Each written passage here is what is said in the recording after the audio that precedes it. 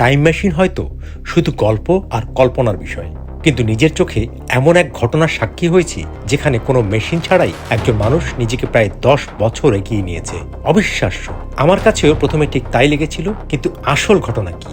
সব থেকে ইন্টারেস্টিং বিষয় হচ্ছে আমার কিন্তু কালকে কনভোকেশন শেষ হয়েছে, আজকে আমি শোরুম উদ্বোধনের একটা আয়োজন করে ফেলছি। হ্যাঁ, এবং ওইটার জন্য আমি হচ্ছে যে কনভোকেশনে অ্যাটেন্ড করতে পারি নাই। এই গল্পটা কোনো কল্পনার নয়, পুরোপুরি বাস্তব।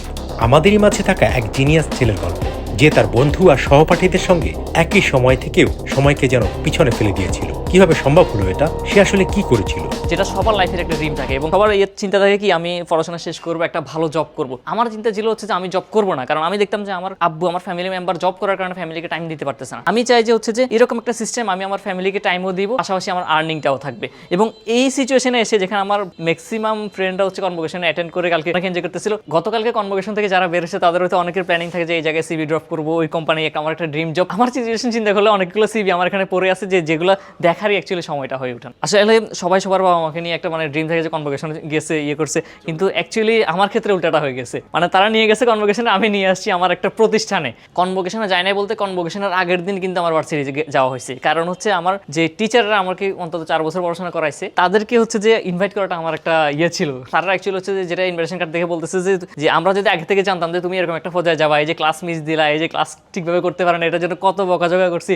স্যাররাই এখন এসে ফিলিংস বলতেছে যে হচ্ছে তোমার অবস্থান দেখে এখন আমরা নিজেরাই অবাক। 2019 সালে আমি অ্যাডমিশন টেস্ট দিব, তখন হঠাৎ করোনা চলে আসলো। করোনার মধ্যে আমি হচ্ছে যে কি করবো ভাবতেছিলাম, তো ভাবলাম যে অনলাইনে একটা কোর্স করে ফেলি। আব্বুকে অনেক কষ্টে রাজি করে একটা অনলাইন কোর্স করে ফেলাম। ওইটা থেকেই মূলত ডিজিটাল মার্কেটিং শিখে বিজনেসটা মাথায় ঢুকা। ওই ডিজিটাল মার্কেটিং মূলত হচ্ছে যে অ্যামাজন প্রোডাক্ট নিয়ে একটা মার্কেটিং এর ব্যাপার ছিল এখানে। তখন বাড়িতে থেকে ছোটখাটো বিজনেস ট্রাই করা হয়েছে। সবাইকে দিয়ে সবকিছু সম্ভব না, এখন আমাকে দিয়ে কি সম্ভব? এটার জন্য আমাকে ট্রাই করতে হবে কয়েকটা প্রোডাক্ট, কোন প্রোডাক্ট অ্যাকচুয়ালি আমার সাথে যায়। হ্যাঁ, আমার সাথে যায় বলতে একটা প্রোডাক্ট দেখলাম যে একজন ভালো সেল করতেছে, তো আমিও যদি মার্কেটে নামি তা আমি ভালো সেল করতে পারবো, এরকম কোনো গ্যারান্টি নাই। আমাদের দেশে একটা তখন গণজোয়ার শুরু হয়েছিল যে কি ডিজিটাল মার্কেটিং বা গ্রাফিক্স ডিজাইন শিখে সবাই ফ্রিল্যান্সিং করবে, কিন্তু কেউ বিজনেস করবে এরকম চিন্তা কারো মাথায় আসে না। কারণ বিজনেস করতে প্রোডাক্ট লাগে, যে প্রোডাক্টের জন্য একটা ইনভেস্টমেন্ট লাগে। এই জন্য আমাদের দেশের ছেলে মেয়েরা কিন্তু সাহস পায় না বিজনেস করার জন্য। এখন আমার ক্ষেত্রে যেটা হলো, ওই যে ফাতে কিছু প্রোডাক্ট দেখা, ওই প্রোডাক্ট নিয়ে আইডিয়া নিয়ে ছোটখাটোভাবে শুরু করা। দেশের ছেলে মেয়েরা এই শুরু করাটাকে ভয় পায়। যে একটা জিনিস নিয়ে যখন আমি শুরু করব, রিস্ক নেওয়া, এবং রিস্ক নেওয়ার জন্য কিন্তু টাকা লাগে। অ্যাকচুয়ালি টাকা লাগে না। ছোটখাটো আমি যদি একটা প্রোডাক্ট নিয়ে শুরু করি, ধরেন এই প্রোডাক্টটা আমি 10 টাকা দিয়ে কিনলাম, অনলাইনে সেল করা শুরু করলাম, আমি 20 টাকা সেল করলাম, তখন আমি সেল করাটা শিখে গেলাম। 2টা কেনার পরে ওইটার টাকা দিয়ে আমি আরো 4টা সেল করব।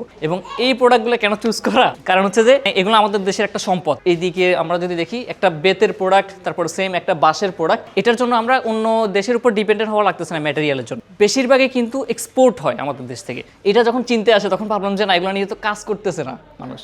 কাজ করলে আই থিঙ্ক কীরকম সারা পাওয়া যায়। তো এটার পিছনে নামতে নামতে আমি ফ্যাক্টরিগুলো মোটামুটি ধরা শুরু করলাম বলতে তখন এই ফ্যাক্টরি যারা আছে ওনারাই আমাদেরকে হেল্প করা শুরু করলো। কাস্টমারের দিক থেকে সারা পাচ্ছি, সাপ্লায়াররাও সাপোর্ট দিতেছে। তো এরকম করতে করতে আমরা তখন আমাদের প্রাথমিক পুঁজি 30,000 টাকা থেকে শুরু করে আমরা একেবারে প্রথম নতুন বাসার একটা ছোট রুম থেকে শুরু করছিলাম। যেটা হয় একটা কন্টিনিউসলি ধরে রাখছি, প্রত্যেকটা দিন ভিডিও দেওয়া, প্রত্যেকটা দিন ছবি ছাড়া। আমাদের এই কন্টেন্টের জন্যই আসলে হচ্ছে যে প্রোডাক্ট আনতেছি, একটা সেল করতেছি, ওই টাকা দিয়ে আবার 2টা প্রোডাক্ট কিনতেছি, 3টা সেল করতেছি, এরকমভাবেই আমাদের বিজনেস চলতেছিল। আসলে 2 বছর না, অ্যাকচুয়ালি আমরা বলতে গেলে আমাদের 2.5 বছর। 2.5 বছরের মধ্যে এতটুকু পসিবল কিনা সেটা দেখাইতে হলে অনেক ডেডিকেশন অ্যাকচুয়ালি। কারণ হচ্ছে যে এই প্রোডাক্টগুলো যেই কারিগররা তৈরি করে, তাদের কিন্তু একটা লিমিটেড সংখ্যক কারিগর এটা নিয়ে কাজ করতেছে, কারণ এটা করে তারা আসলে ওই রকম একটা ভ্যালু পাচ্ছে না। আমি চিন্তা করলাম যে এই প্রোডাক্টগুলো কিন্তু আমরা ভ্যালু কমাচ্ছি না। হ্যাঁ, এই একটা যথেষ্ট পরিমাণ ভ্যালু দিতেছি, সেটার জন্য কিন্তু আমরা এখন হিউজ পরিমাণে একটা প্রোডাকশনে যেতে পারতেছি। এইখানে আমি যদি দেখাই, সবগুলা কিন্তু বেতরায় না, আমাদের এত পরিমাণে স্টক করা সেটা কিন্তু নর্মাল ব্যাপার না। এটাই বলি যে হচ্ছে যে একটা প্রোডাক্ট আমরা যখন অনলাইনে ছাড়তেছি, প্রোডাক্টের কোয়ালিটি মাস্ট। কারণ একটা প্রোডাক্ট মানুষ না দেখে যখন অর্ডার করতেছে, তখন তাকে বেস্ট কোয়ালিটিটা প্রোভাইড করা আমাদের রেসপন্সিবিলিটি, আমাদের দায়িত্বের মধ্যে পড়ে। হ্যাঁ, এখন আমরা তো অনলাইনে ভালোই সেল করতেছি, এখন অফলাইনে আসলাম কেন? তো অনলাইনে ব্যাপারটা কি, অনেকে ট্রাস্ট করতে চায় না। ধরতে যায় আমার 80% কাস্টমার যদি অনলাইন থাকে, 20% কিন্তু শোরুমে আসতে চায়, আইডেন্টিটি থাকতেছে। এগুলো কিন্তু অনেক বড় একটা ট্রাস্টের বিষয়।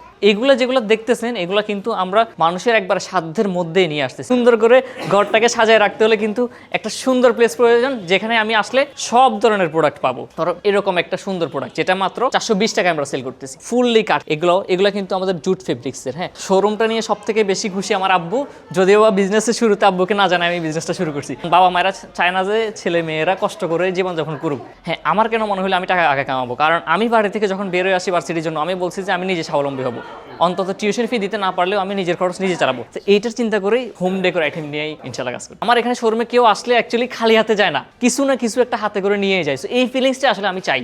হ্যাঁ, অ্যাট লাস্ট আমি যেটা বলবো যে আপনারা হচ্ছে যে নকশির মিরপুর এক চাইনিজে যে শোরুমটা আছে, অনেকটা সুন্দর, বাইরে থেকে আমাদের দেখতে লাগে। এটাতে মাস্ট এসে একবার দেখা করে যাবেন আমাদের সাথে ইনশাল্লাহ। আশা করি সবগুলো প্রোডাক্ট দেখে অনেকটা ভালো লাগবে। শুধু সৌন্দর্যটা বাড়ছে আমাদের প্রোডাক্টের জন্য, অন্তত দেখার জন্য ইনশাল্লাহ আসবেন, তুমি বিজনেসে নামবেন ইনশাল্লাহ। সবার জন্য শুভকামনা, আমার জন্য সবাই দোয়া করবেন ইনশাল্লাহ। আল্লাহ হাফিজ।